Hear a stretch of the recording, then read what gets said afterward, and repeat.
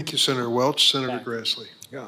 Ms. Peters, would the Bureau of Prisons let correctional officers supervise adult inmates if the officer hadn't successfully cleared an FBI National Crime Information Center background and fingerprint check? Senator, it's my understanding that our policies and practices require that background check prior to employment. Well, if that's the case, I'd like to say something not just for you, but for my colleagues. If folks who haven't passed an FBI background check aren't allowed to supervise adults, we shouldn't give them custody of unaccompanied alien children. However, the Office of Refugee Resettlement doesn't require FBI background checks for all sponsors, and it refuses to give law enforcement information on the sponsors, even if the child's well-being is in question. It seems to me this would have to stop, and I hope this committee brings in more witnesses on this subject and takes up meaningful legislation to protect our kids. Mr. Horowitz, I'm going to take advantage of you being here to ask a follow-up question. I wrote you on November the 2nd last year about your review of the Justice Department obtaining phone records of members of Congress and staff. In response, you said your report will likely cover most, if not all, of the 8 categories of information that I asked for. It's been said that the Justice Department obtained these records to investigate alleged leaks related to the discredited Crossfire Hurricane investigation. But I'm concerned that the Justice Department used this as an excuse to keep tabs on Congress as we conducted oversight of the department relating to the Crossfire Hurricane. Can you provide an update on the scope of your review and when you expect to issue your findings? And a second question related to this is, did the Justice Department apply the same investigative standards to its agents and staff or other officials in the executive branch who may have leaked the information, as did members of Congress and our staff? Thank you, Senator. And I'll give you an update on timing and where we are. We are planning to cover, as I said in my letter to you, the issues that you referenced and the categories we spoke about there. We are actually in the process of drafting the report.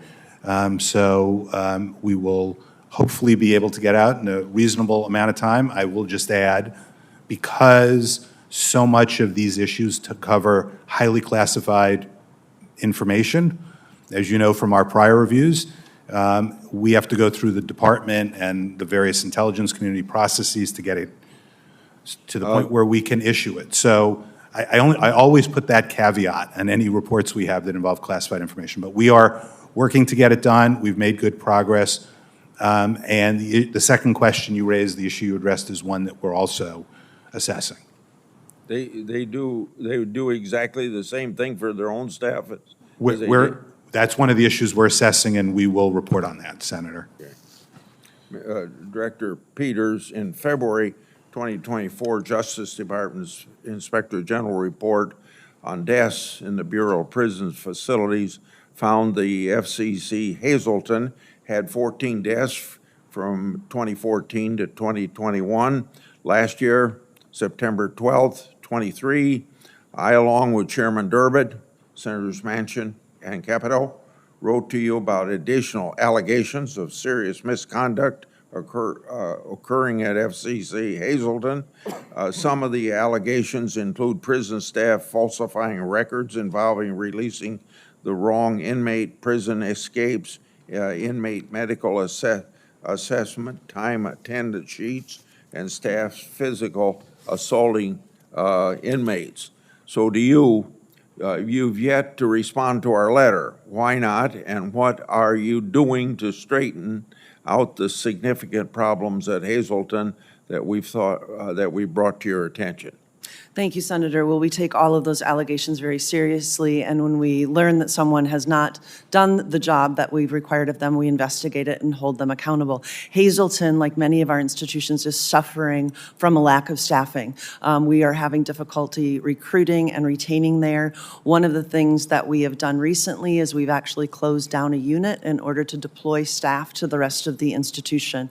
And so, like I said earlier, recruitment and retention is crisis at the Federal Bureau of Prisons, and Hazelton is not alone in that problem. Is the problem that I brought to your attention entirely related to the number of people you have on staff and nothing else? Senator, I think it's a variety of things. We talked about contraband and having to tackle the very serious issues of contraband inside our institutions. As you look at the older facility of Hazelton and the maintenance repair backlog, I think that can add to it. I think we also have to talk a lot about the work that the Inspector General and I have been working on to clear up our backlogged investigations, the number of staff that we've added to our Office of Internal Affairs. When I started, there were less than 30 employees in that office, and now we're looking at almost 150 with direct oversight directly to central office in order to not only shore up that backlog, but to hold people accountable in a swift and sure fashion. Thanks to both of you for answering my questions. Thanks, Senator Grassley.